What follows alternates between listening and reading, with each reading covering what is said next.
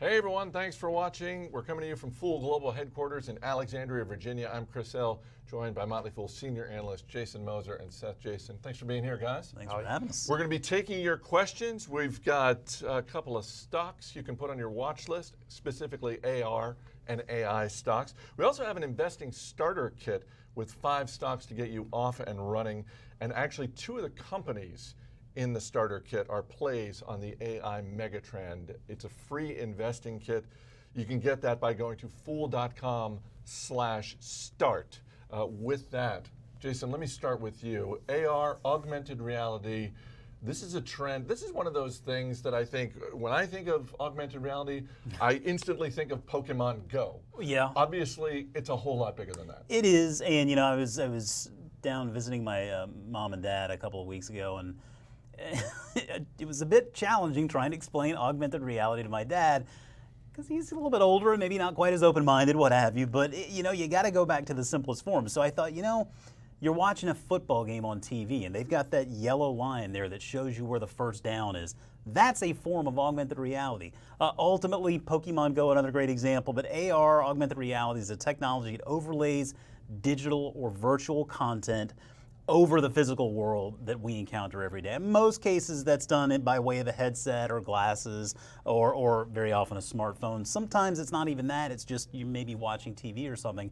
But in any regard, it's just taking the physical world and augmenting it a little bit with additional technology. Seth, augmented reality, you got some people out there saying it could be as big as a $70 billion industry by 2023. You look at artificial intelligence and the numbers get even gaudier, even bigger. How do you think about the investing opportunity when it comes to artificial intelligence? First, try to figure out which store I can buy the best AI in. AI is a little hard to define because right now it's sort of everything and nothing. It used to be, and the definition constantly changes, right? So it used to be, you'd say it's a device or a system that perceives its environment and takes actions to maximize its chances of achieving a goal. And that sounds pretty smart, but that also probably describes like Inky and Blinky and Pac-Man, right? And so over time, this has shifted and it became a little bit more difficult to achieve AI when you said, okay, it needs to perceive and correctly interpret the data and also learn from that data. And then, you know, so you can think of something along the lines of if you use Google Photos, if you go in there and type snake. If I type snake, I got like 50,000 photos in Google Photos. Bang, like I will get a lot of pictures of snakes or videos of snakes. Google is running algorithms on these things. These algorithms got better as they looked at more data, and now they can pick out objects, people, and so on. And so AI gets even more convoluted after that, and now the kind of current more state-of-the-art is the system should learn from that data and then use that learning to achieve specific goals through flexible adaptation. So for instance, finding snakes or waterfalls in a photo is generally a little bit simpler. You can train the models by saying, here's a bunch of data that has snakes or waterfalls. Or another way of teaching systems to do this, including like self-driving cars, is you kind of let them figure out what things are on their own.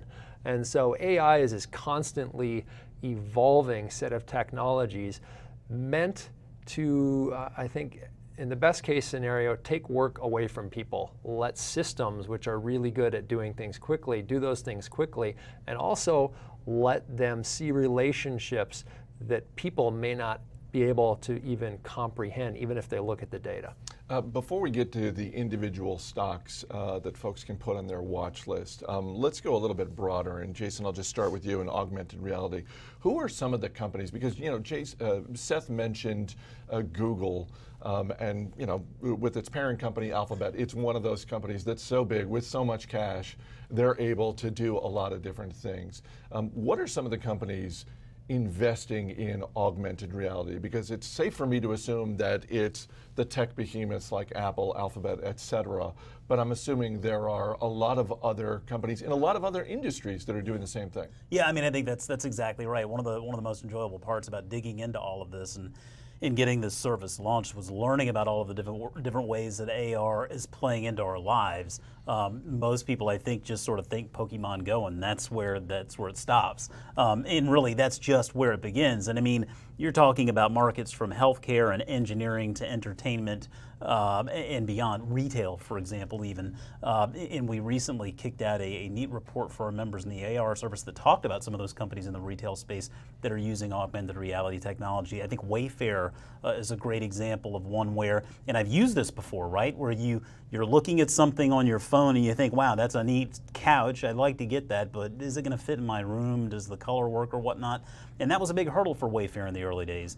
Selling big pieces of furniture or little pieces of furniture, people not knowing if it's actually going to work or not, but you can now superimpose that stuff through your camera on your phone into the actual space in your room where you want to put it. Now you're talking about a big sales driver. It's converting those sales in the retail space. They're not the only retail company doing that by any stretch. But then you look at healthcare, for example, and healthcare is another space where there are just so many neat things happening.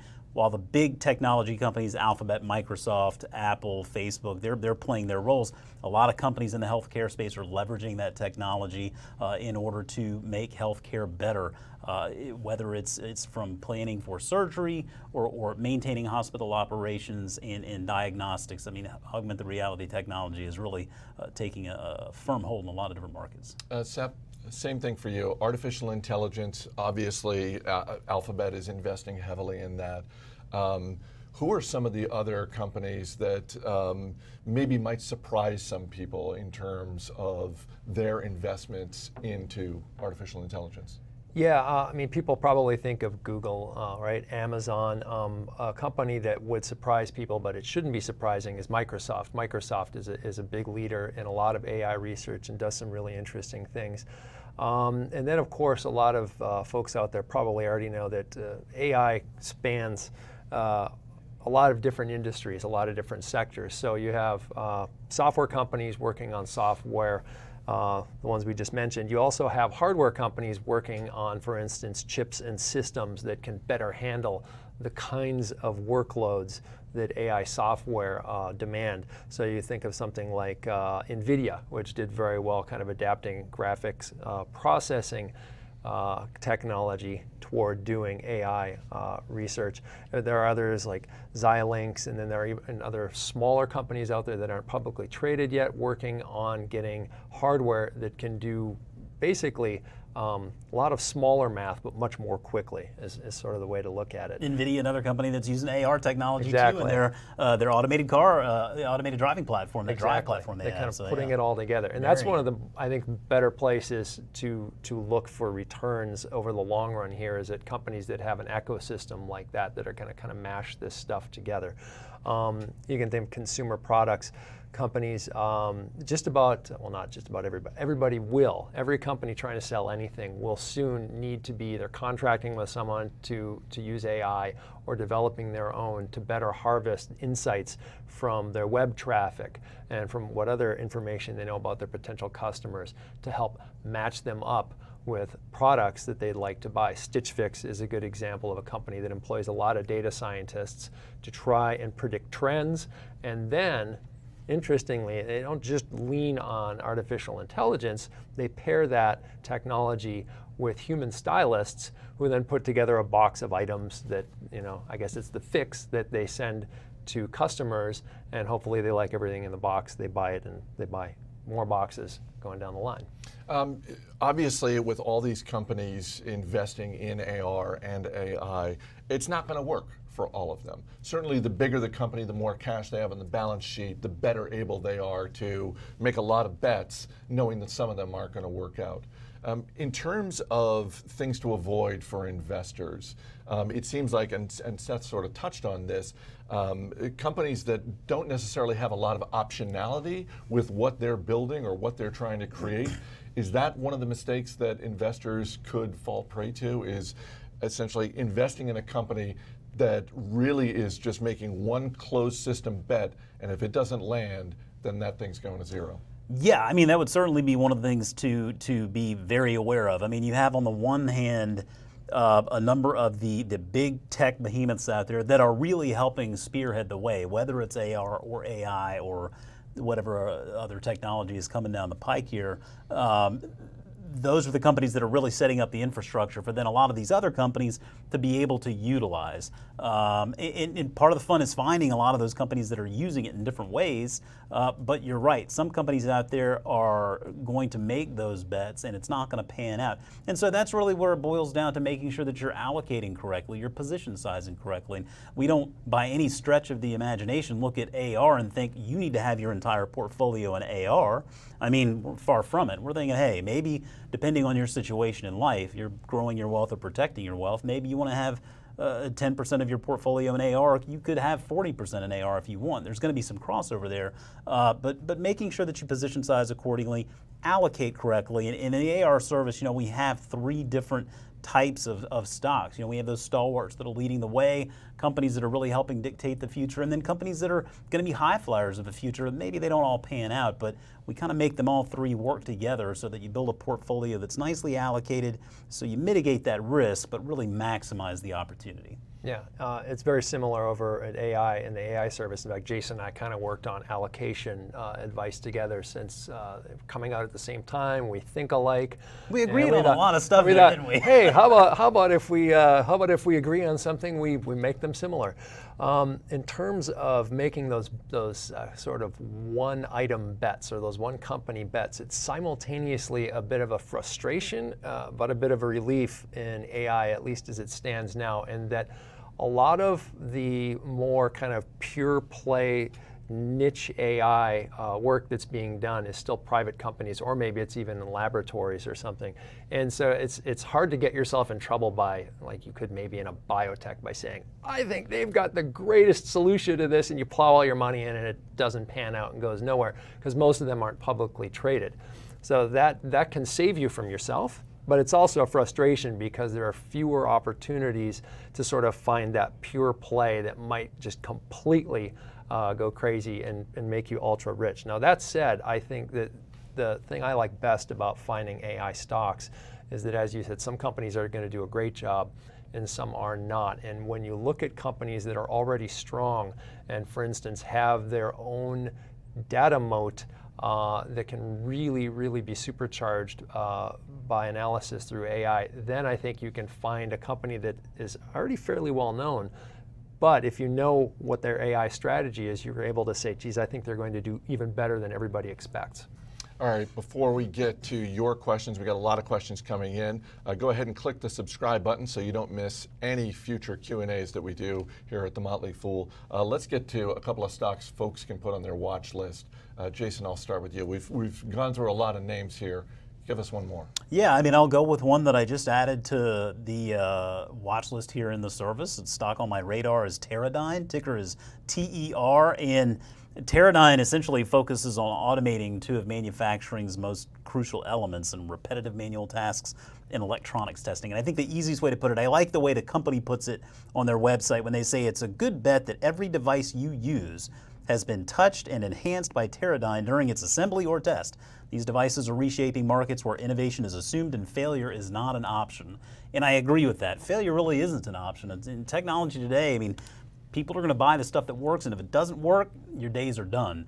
And Teradyne is the company that really is helping these companies spearhead that. So the market opportunity is big. It's not really negotiable. These companies that are producing all of that technology, they need this type of testing equipment, and Teradyne is leading the way there. A couple of catalysts on the horizon for them. We hear a lot about 5G, of course, and the data that is going to be, going through those 5G pipes. I mean, that's going to be a core part of augmented reality's future, is the establishment of that 5G network, and Teradyne is playing a big role in that. And then they're also making some modest investments in augmented reality in the enterprise space, which is really helping out manufacturing as well. All right, Seth, same question for you. What's a stock in the AI space that folks can put on their watch list?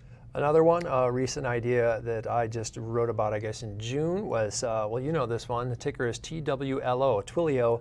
And everybody out there, even people who haven't heard of it, is probably using it in some way already. I guess the way I best explain it is, imagine that you're running an app and it doesn't matter really what your product is, you need some kind of customer service. You want to be able to connect with your customers.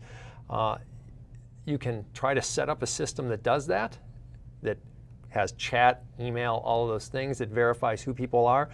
That is really difficult to do, and it's a real pain, and it can be very expensive. Or you can just have your developers start inserting a few lines of code, and Twilio provides all of that for you. They're a huge player in this space already. They've got a big list, and their clients include small companies like Uber, you've never heard of, or Lyft, Home Depot, eBay, and many, many others. And they provide a whole suite of communications, and they try to centralize everything so that you can get seamless handoffs, from text to even WhatsApp, and they cross all of these borders. And so really, they're probably one of the easiest ways to do this, and you don't have to sign a big contract to get involved with this. You can go a la carte by the services that you request. So it's already a very strong company. The reason I liked it for AI is that they have started offering AI services that will allow the customers to use automated chat agents to reach their millions of customers. So instead of, again, you are running this app, then you say, geez, we're starting to get so many queries, we can barely handle them. Some AI could really help us out by answering the top 20 questions for us. Well, you can set that up if you're using Twilio. You can set that up. I watched a demo where a guy did it, and I'm not a great coder, and I watched this guy write about 8 lines of code and set this up in minutes, and it really was that easy. And then he used a phone, and he called in, and he got an answer just like that. And so if it's that simple, that makes the service much stickier, and it presents a much greater value proposition for prospective clients. And I think with the volume of interactions that they already handle, this is going to give them a really nice advantage going forward. And I think the AI here is going to make a great business even better. All right, we've got questions coming in from the audience. If you're new to investing or you're just looking for a refresher, check out our comprehensive investing starter kit.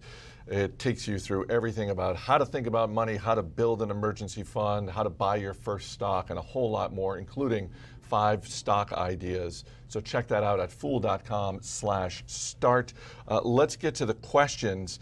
Some specific questions about AI and AR, but we'll put those off to the side for just a moment, because a bunch of people are asking about what's going on with the market in general. There's some macro stuff out there. We got the tariffs, the inverted yield curve, the market sell-off, and it all sort of boils down to the same question, which is essentially, how are you feeling about the market right now, and what are you doing with your money? Jayson, I'll start with you and then Seth. The inverted yield curve thing always just makes me think of that scene from Airplane where everybody just goes nuts on the plane and everything just going to hell in a handbasket. Don't react that way. I guess the first point I'd try to make is that just try to keep everything in perspective. And I was thinking about this earlier today. You and I have talked a lot about this recently on Market Foolery. It is a difficult time right now for investors because we're seeing a lot of volatility. There's no real clear direction. It does seem like everything kind of hinges on a headline day to day. It's not all about just trying to buy things on the dip and time things. And when you feel a little bit overwhelmed and a little bit concerned about not quite understanding what's going on, number one, understand that this too shall pass, right? I mean, everything sort of lives its own life. But the other thing I was thinking about was that in times like these, I really, really value knowing the fact that every paycheck, I've got a little piece of that paycheck going into my 401k and investing in an S&P 500 index fund. And so that's happening no matter what the headline is today, no matter what it is next year. And so it kind of goes back to that always be investing. A lot of times the smartest action is inaction, and if you can get yourself into a 401k or some type of a retirement plan where you can just dollar cost average in, sort of set it and forget it, that can be really powerful in times like these. Save you from yourself. Yeah, right? yeah, exactly. It's even we make stupid decisions. Of course. Just merely most of the time. But we're just not telling you all about it, that's all. Which is really easy to do, and it's why most people lose to the market. And study after study shows this. People fly out of stocks, they fly out of their index funds when things start looking bad, and then they stay afraid for a long time and they don't get back in until things are great again. Personally, I like a market like this. I'd like to see it go down, even though that would make a big dent in my net worth, because I've always been an advocate of keeping plenty of dry powder even when markets are going up. And the other thing I do is I own like 50 or more stocks. On a day like today, most of them are probably down, but on a kind of a regular scary day, you've always got one doing well. Yeah. So go with that one that's not doing very well. So Diversify. yeah. It's really powerful. You can speak it till we're blue in the face, but once you live it, once you experience how valuable it is, then you understand fully, and you'll never go back. You'll know you've gotten there when you see headlines and numbers like today, and your stomach doesn't hurt at all. Sounds good. Thank you for all the questions. Please, if you're enjoying what we're doing, give the video a thumbs up. It helps us out. We appreciate it. Emiliano asks, it seems like IBM was an early mover in AI with Watson. Has IBM fallen behind? That is the saddest story in AI. I have used some of Watson. You can try the demos, and I try to demo as much of the AI as is available sort of for free and within my brain's capacity to use. And Watson does some amazing things. I think it's still industry-leading AI in many ways. I think the problem is that it's hooked onto IBM, and they only do big deals, and they do very good things for their clients. But if you wanted to invest in Watson, you have to buy IBM, and I'm not sure that Watson is enough to make that IBM investment move when there are so many challenges for the rest of IBM's business. I suppose they know better than I do, but I'd be tempted to spin it off. I was just thinking that. I wonder how often that conversation comes up. You know? I think the multiple you'd get on it would be huge. Even the name doesn't sound dated. It sounds pretty good. Sounds good. Well, and wasn't that part of the calculus when eBay spun off PayPal? Was that PayPal would be able to have a lot more optionality in terms of who they work with?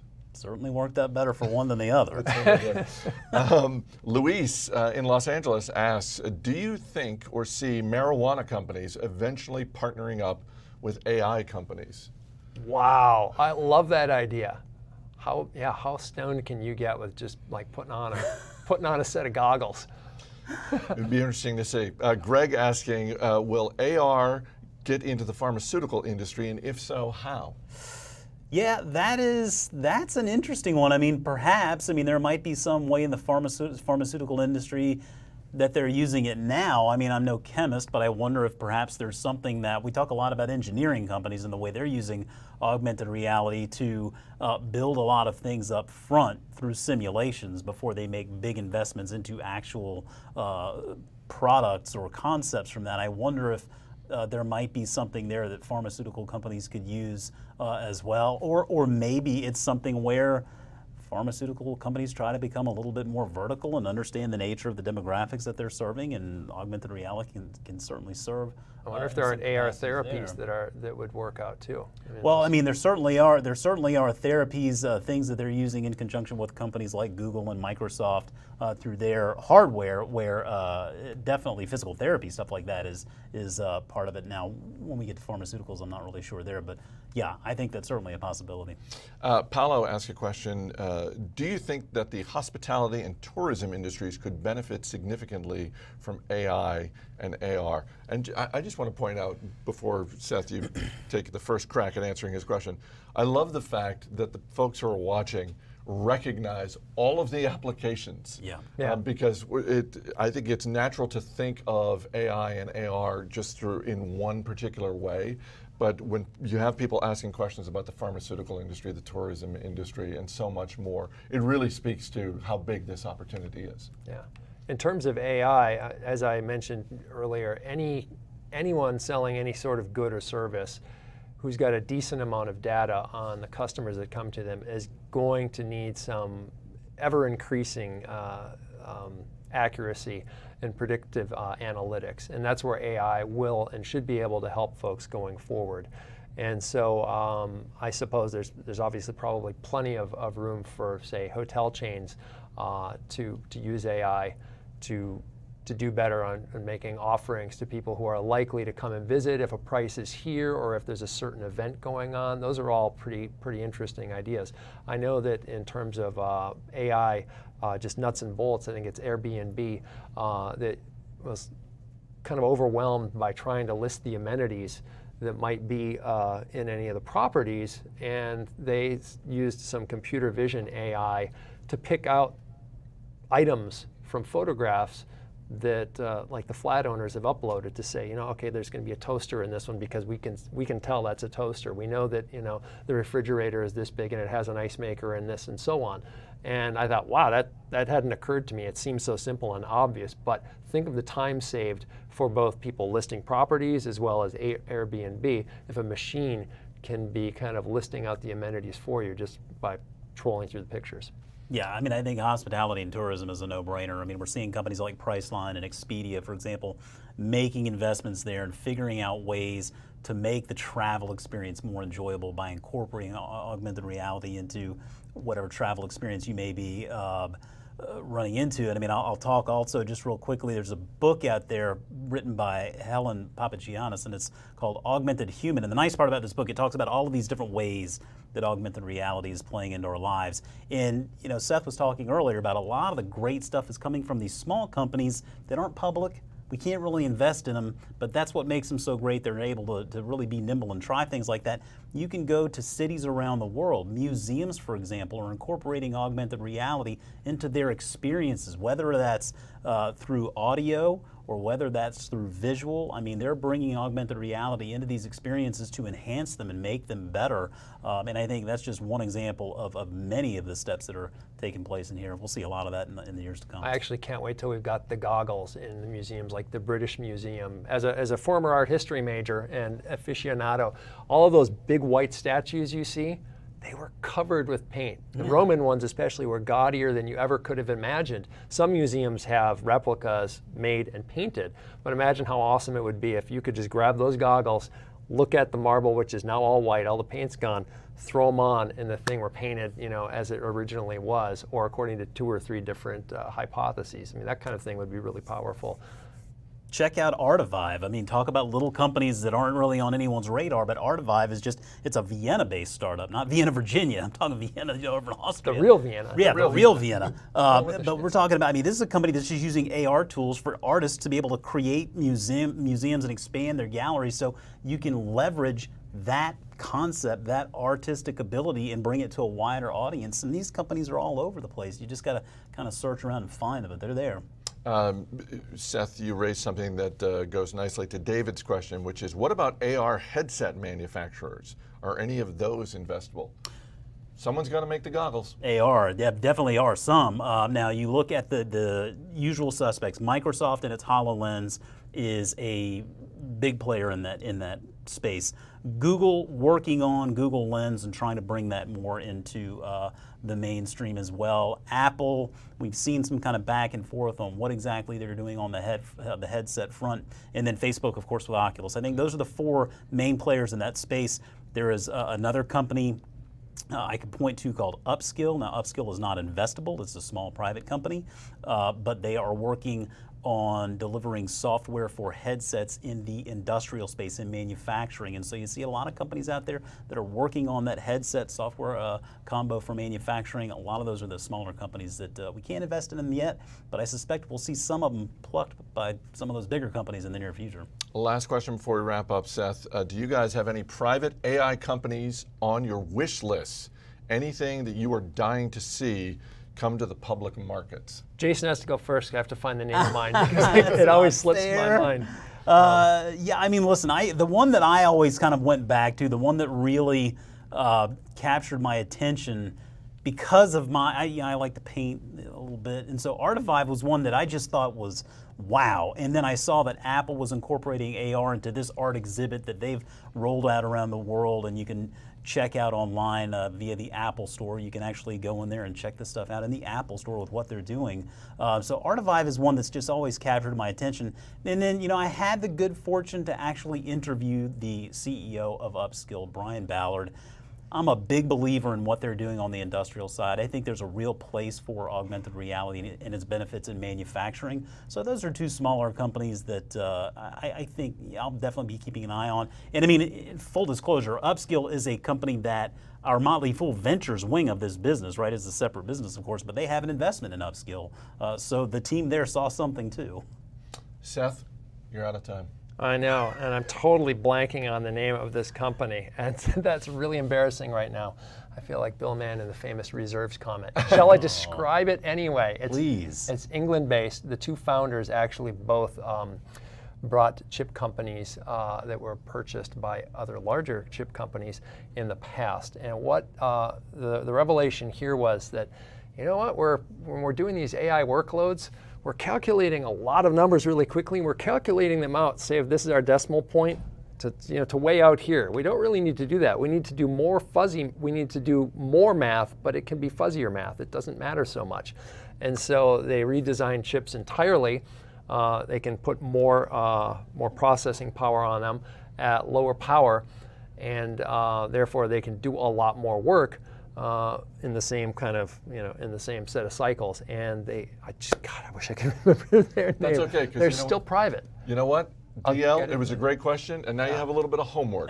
Seth gave you some clues. We'll put it in the comments once I dig it out of my notebook. Yeah, That's there you go. that's a new feature, for these things. We'll give you the clues. You got to come up with the name. Exactly. Jayson, Moser, Seth, Jayson, guys, thanks for being here. Thanks. Thank you so much for watching. If you're looking for the Investing Starter Kit, which is free, just go to fool.com/start. As always, click the subscribe button so you never miss any of our live Q&As. And if you can give us a thumbs up, we always appreciate it. I'm Chris Hill. Thanks so much for watching, and we'll see you next time.